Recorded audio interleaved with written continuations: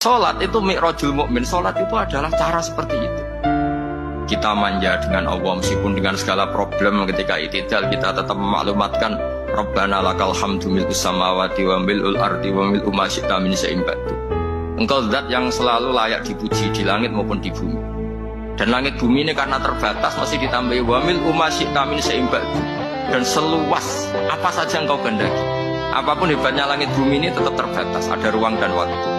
Maka ditambahi wa mil'u ma syi'ta min syai'in ba'du. Dan segala puji ini memenuhi semua yang engkau kehendaki. Saya berkali-kali bilang kalau hubungan dengan Allah nyaman, caranya gitu. Kalau kita sakit, bayar oksigen. Kalau kita butuh air, bayar PDAM. Allah itu tidak pernah nyuruh kita bayar. Apa saja hubungan dengan Allah. Nah, sholat itu maklumat bahwa kita apapun problemnya, alhamdulillah rabbil alamin. Kita maklumatkan terus bahwa kita bersyukur. Masuk nikmat itu orang nggak tergantung orang lah. Fi umurid dunia yang dalam urusan dunia. Tapi urusan akhirat kira iso ora bergantung guru. Jadi semuge sangka manusa terbebas iku maknane urusan dunia. Nah, urusan akhirat kita butuh sanad kita ila Rasulillah sallallahu alaihi wasallam. Kira oleh beragama berpikir sendiri, ora oleh agama itu riwayat kira oleh mendekatkan Allah dengan cara kamu sendiri. Saya kayak wong filsafat. Saya tidak perlu sholat. Allah kan tidak butuh ibadah kita. Ngapain kita sholat? Wong ngerti nak Allah ora butuh kita saja kok bogo kebanggaan. Mulai dhisik kiai yang ngerti nak Allah ora butuh kita. Kita yang butuh Allah. Nah, mengekspresikan butuh kita kepada Allah kita Nah, Allah ora tahu butuh. Ya itu karena dia berpikir cara beragama dengan pikirannya Kita ndak. Kita tahu Allah tidak butuh kita tahu. Kenapa kita sholat? Karena kita butuh Allah. Nah, butuh Allah itu implementasi kita di ajarannya Rasulullah kita sholat. Sholat itu mi'rajul mukmin. Sholat itu adalah cara seperti itu. Kita manja dengan Allah meskipun dengan segala problem. Ketika i'tidal kita tetap memaklumatkan Rabbana lakal hamdu mil'us samawati wa mil'ul ardi wa mil'u ma syi'ta min syai'in ba'du. Engkau zat yang selalu layak dipuji di langit maupun di bumi. Dan langit bumi ini karena terbatas masih ditambahi wa mil'u ma syi'ta min syai'in ba'du. Dan seluas apa saja engkau kehendaki. Apapun hebatnya langit bumi ini tetap terbatas, ada ruang dan waktu. Maka ditambahi wa mil'u ma syi'ta min syai'in ba'du. Dan segala puji ini memenuhi semua yang engkau kehendaki.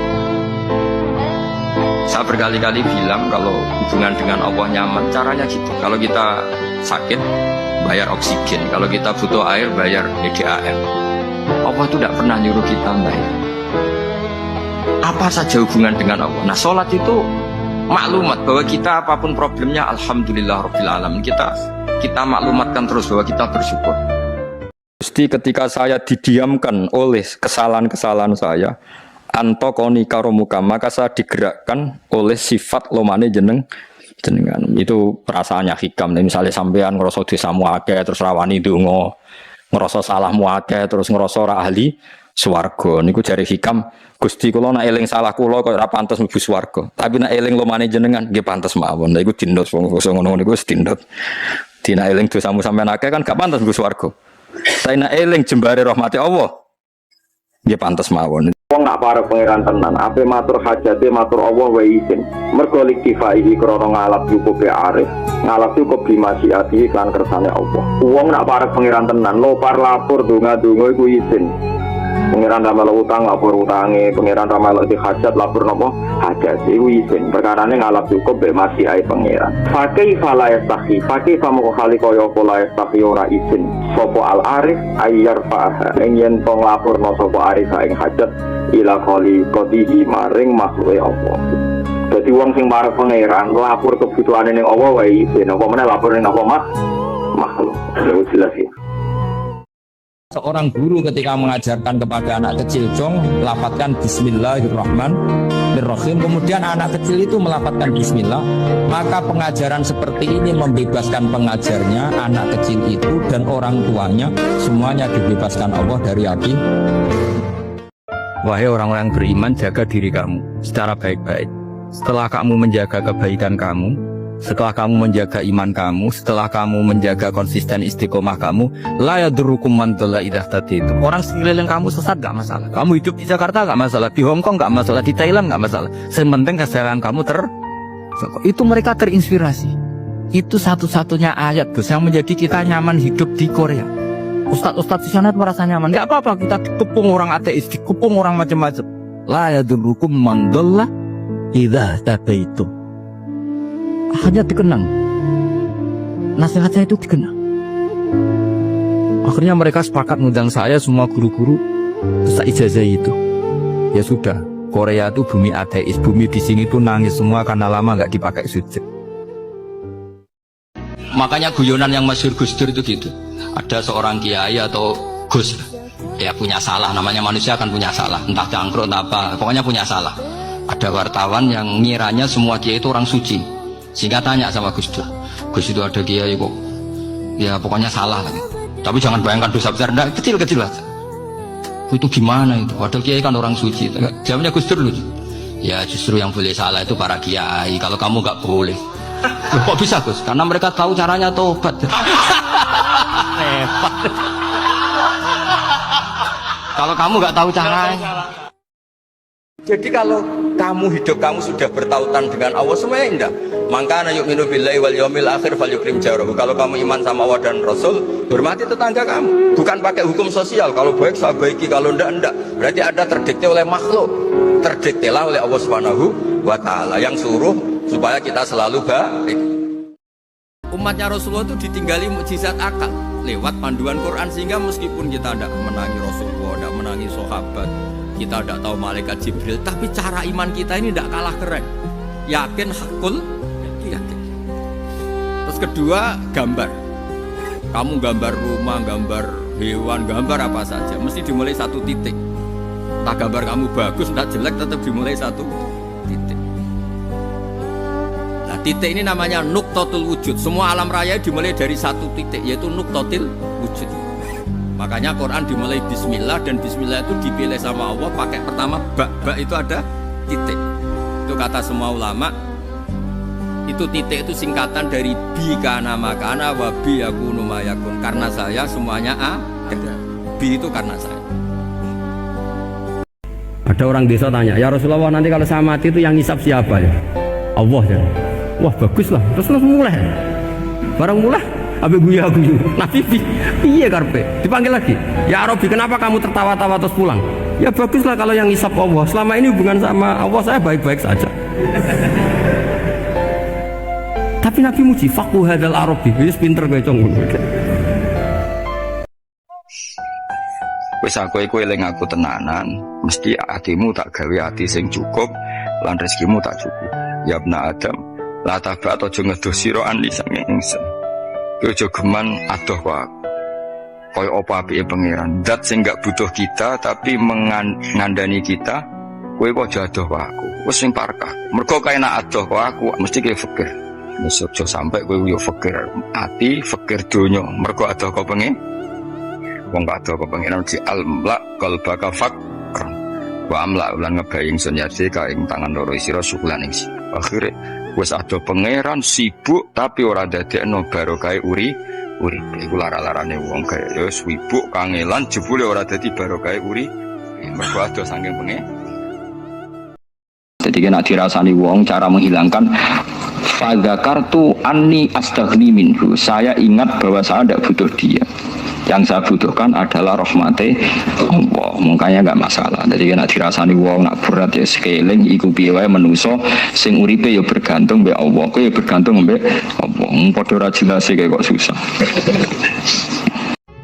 Lah ini terakhir sujudul qalbi. Saya tadi kan sudah bilang saya belajar sujud itu hampir kitab apa saja. Di kitab Ithafus Sadat Al-Muttaqin diterangkan ada satu sujud lagi yang harus Anda lakukan, yaitu sujudul qalbi. Sujud artinya tunduk. Kamu jangan hanya tunduk secara fisik, juga tunduk secara hati. Ya, harus tunduk secara apa? Hati. Yaitu caranya meyakini la haula wala quwata illa billah. Jadi kita tunduk sama Allah bukan sekadar secara fisik, tapi pikiran kita, hati kita. Maka Rasulullah itu unik. Yang sujud itu adalah wajahnya. Tapi Rasulullah nak ngendikan tuh sajadalaka waji wa sam'i wa basari wa mukhi wa asbi sampai wa mastaqallat bihi qadam. Itu Rasulullah sallallahu alaihi wasallam. Jadi ngendikan sing sujud teng jenengan Gusti boten sekedar wajah kula, sam'i wa basari wa mukhi wa asbi. Mukhi kira-kira sumsum asbi bangsa urat wa bangsa wa mastaqallat bihi qadam. Pokoke sing kula beto Bayangkan kalau kau sebarkan satu konten dakwah, 10.000 saja yang paham dengan itu dan diamalkan, itulah sedekahmu. Itu apa sedekah? Untuk apa posting-posting yang tidak ada faedah untuk kehidupan akhirat kita? Dan demi Allah, semua postingan-postingan yang berhalangan dengan agama, maka kita akan tanggung jawab dunia sampai akhirat. Nah, itu agak berat. Ketika kita tobat masih beredar itu yang tidak beres, maka selama itu dapat kiriman dosa. Yang ketiga, yang bisa menolong kita ketika dalam kubur, ilmu yang bermanfaat. Maka ibu-ibu kalau dapat video-video pendek ceramah, sebarkan. Orang mau amalkan atau tidak, orang balas kita katakan so alim loh, enggak ada urusan, yang penting sebarkan aja. Ilmu yang bermanfaat itu adalah yang akan menolong kita dalam kubur.